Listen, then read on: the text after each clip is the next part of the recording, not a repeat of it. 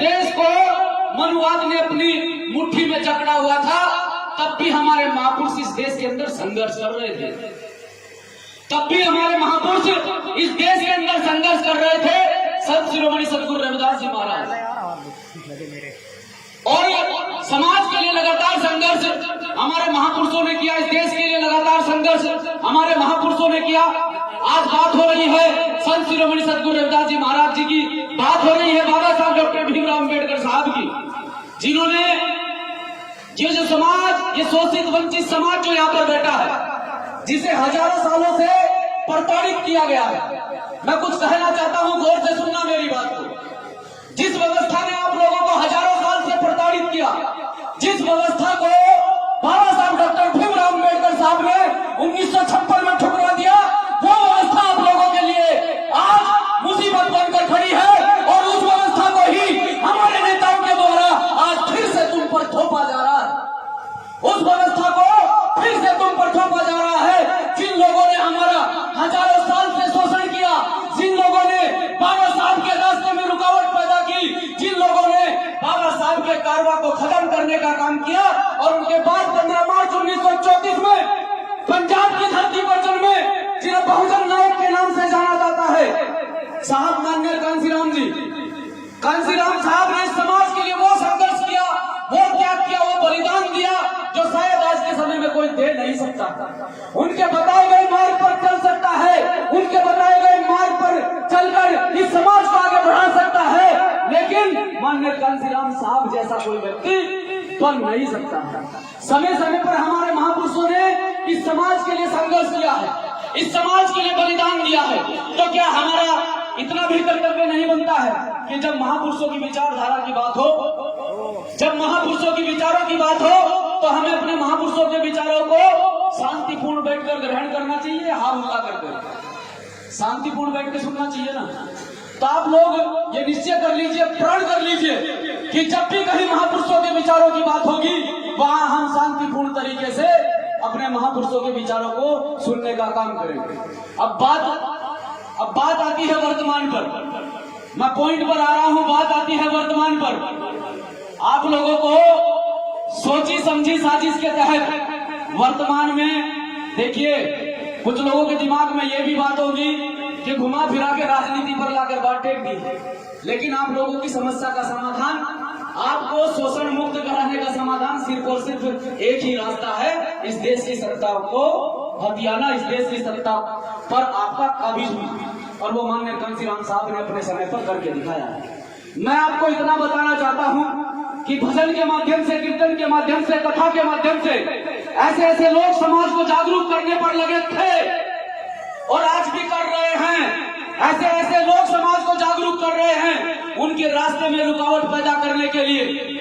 ये सच्चाई है, ये सच्चाई है कि पिछले 2 साल से देश के अंदर पूर्णतः लॉकडाउन किया हुआ है, और कुछ मेरे पढ़े लिखे नौजवान, जो बहुत ही अव्वल दर्जे के पढ़े लिखे नौजवान यहाँ पर बैठे हैं, उनके जहन में एक बात चल रही होगी कि कोविड-19 की गाइडलाइन को फॉलो करने के लिए पूर्णतः लॉकडाउन इस देश के अंदर किया गया है। मैं नहीं मानता हूं, क्योंकि जब भाजपा के मंत्री कोविड-19 की गाइडलाइन को फॉलो नहीं करते हैं, इस देश का प्रधानमंत्री कोविड-19 की गाइडलाइन को फॉलो नहीं करता है, इस प्रदेश का मुख्यमंत्री कोविड-19 की गाइडलाइन को फॉलो नहीं करता है, तो क्या आमजन को उनके अधिकारों से वंचित करने के लिए, उनके अधिकारों से उन्हें पिछाड़ने के लिए कोविड-19 की गाइडलाइन को फॉलो करवा रहे हैं? कि आप अपने घरों में रहिए, आप मजदूरी नहीं कर सकते, आप बाहर नहीं निकल सकते, आप संसाधन बाहर नहीं चला सकते, आप व्यवसाय नहीं कर सकते, आप अपने बच्चों को स्कूल नहीं भेज सकते। यह पूरी तरह से इस समाज को दफन करने की साजिश रची जा रही है। इस समाज को पूरी तरह से दफन करने की साजिश रची जा रही है कि यह समाज आखिर जागरूक कहां से हुआ। जिस समाज को आज तक इन लोगों ने दबा कर रखा, आज वो समाज अधिकारों की मांग कहां से करने लगा? आखिर यह व्यवस्था चली कहां से? मैं बताता हूं यह व्यवस्था चली कहां से। माननीय कांसीराम साहब के त्याग और बलिदान को ध्यान रखते हुए भाई एडवोकेट चंद्रशेखर आजाद और ऐसे ऐसे नौजवान साथी जो यहाँ पर बैठे हैं, हमारे कथावाचक और अन्य साथी जो समाज में लगातार हमारे महापुरुषों का प्रचार कर रहे हैं, उस महापुरुषों के प्रचार को दफन करने के लिए आपको आपकी मुख्य धारा से पिछाड़ दिया गया।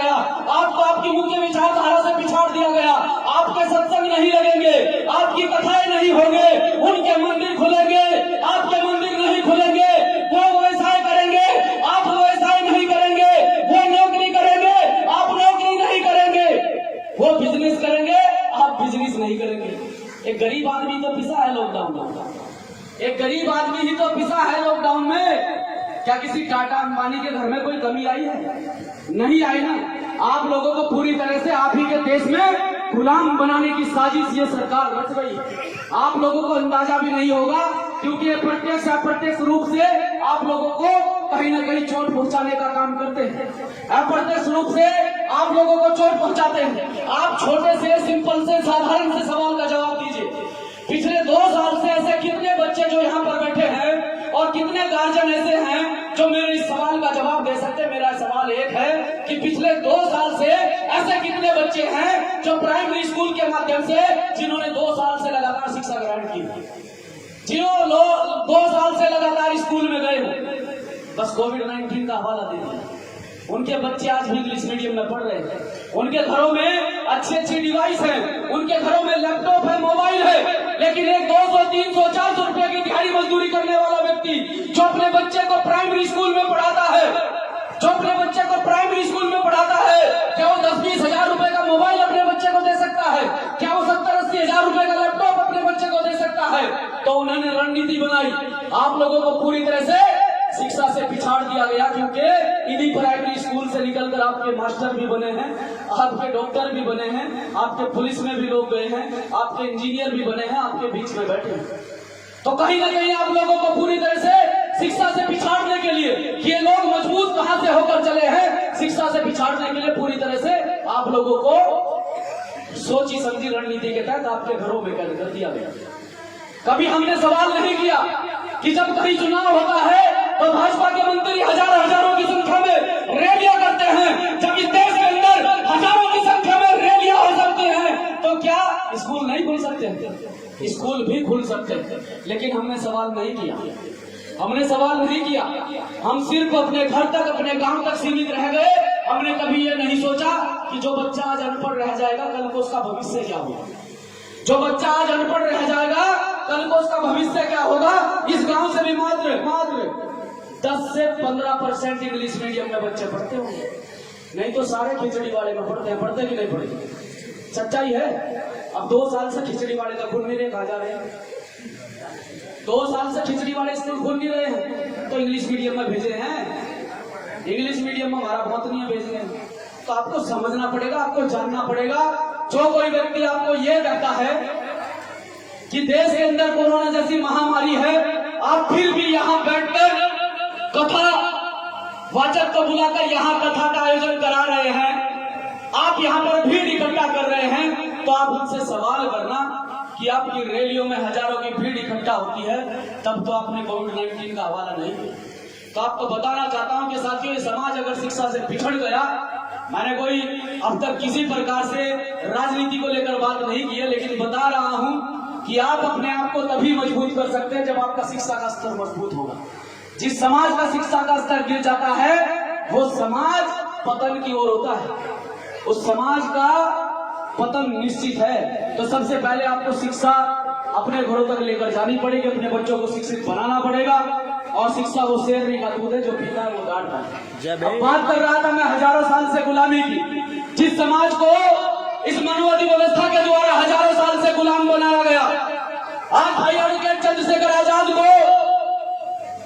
जिस व्यक्ति ने कभी समाज के बारे में सोचा भी नहीं, जिस व्यक्ति ने कभी अपने घर से बाहर निकल कर देखा भी नहीं, वो व्यक्ति 200 रुपए का रिचार्ज कराकर फेसबुक पर लिख देता है कि ये व्यक्ति गलत है। कभी अपने घर से बाहर निकलकर हजारों किलोमीटर दूर जाकर किसी की लड़ाई को दिल से लड़कर देखे, तब पता चलेगा कि चंद्रशेखर आजाद गलत है या चंद्रशेखर आजाद सही है, तब आप लोगों को पता चलेगा। लेकिन यही समाज के अंदर कमी है कि समाज का जो व्यक्ति आगे बढ़ता है, उस पर तरह तरह के इल्जाम लगाकर, तरह तरह के उस पर लांछन लगाकर उस व्यक्ति को कहीं ना कहीं पीछे हटाने की कोशिश करते हैं। लेकिन हम आपको बताना चाहते हैं, बाबा साहब डॉक्टर भीमराव अम्बेडकर साहब का रगों में खून दौड़ता है। देश के अंदर इस समाज ने बाबा साहब का विरोध किया, देश के अंदर इस समाज ने माननीय कांशीराम साहब का विरोध किया। आज वर्तमान में भाई चंद्रशेखर आजाद और हमारे जैसे कार्यकर्ताओं का विरोध हो रहा है। विरोध हजारों की संख्या में उत्पन्न होगा। हम जब भी चैन से बैठने वाले नहीं हैं। इस समाज की लड़ाई को निरंतर लगातार लड़ते रहेंगे, रुकने वाले नहीं हैं। लेकिन आपको समझना पड़ेगा, आपको जानना पड़ेगा वो माननीय कांसीराम साहब जिन्हें बहुजन नायक के नाम से जाना जाता है, जिन्होंने इस समाज को एक ताकत दी, एक पहचान दी और उस ताकत पहचान के बलबूते इस समाज को स्थापित किया। आज माननीय कांसीराम साहब की विचारधारा को पूरी तरह से मैं खुलकर बोलना चाहता हूं कि जिस विचारधारा ने हजारों साल से हमें गुलाम बनाकर रखा, अगर हम उन्हें अपना सर का ताज बना लेंगे तो वो दोबारा हम पर शोषण करेंगे या हमें फिर एक्सेप्ट करेंगे? शोषण करेंगे ना, वो दोबारा हमारा शोषण करेंगे। जब जिस विचारधारा ने आपको हजारों साल गुलाम बनाकर रखा, आज पुनः हमारे नेताओं के द्वारा वो विचारधारा फिर से थोपी जा रही है। माननीय कांसीराम साहब ने तो कहा था बहुजन हिताय बहुजन सुखाय, इस बहुजन समाज को आगे बढ़ाने की बात कही थी, लेकिन आज पूरी तरह से ये ताकत उन लोगों के हाथ में दे दी गई है जिस ब्राह्मणवादी व्यवस्था ने हम लोगों को शोषित किया, हम लोगों को प्रताड़ित किया, हमारी बहन बेटियों को लज्जित किया।